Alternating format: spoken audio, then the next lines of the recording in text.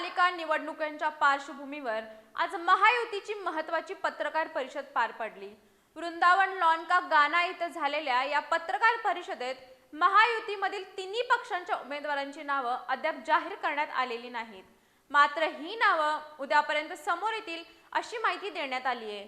याच पत्रकार परिषदेत जागा वाटपाबाबत ही स्पष्ट भूमिका मांडण्यात आली आहे।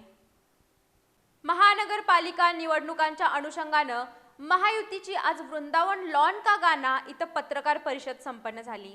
या पत्रकार परिषदेत भाजप, शिवसेना आणि राष्ट्रवादी काँग्रेस या तिन्ही पक्षांचे प्रमुख पदाधिकारी उपस्थित होते।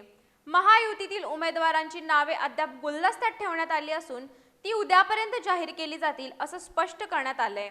तसंच जागा वाटपाची माहिती देताना भाजप 36 जागांवर निवडणूक लढवणार असल्याचं सांगण्यात आलं, तर राष्ट्रवादी 15 आणि शिवसेना प्रत्येकी 30 जागांवर आपले उमेदवार उभे करणार असल्याचं या पत्रकार परिषदेत स्पष्ट करण्यात आलं।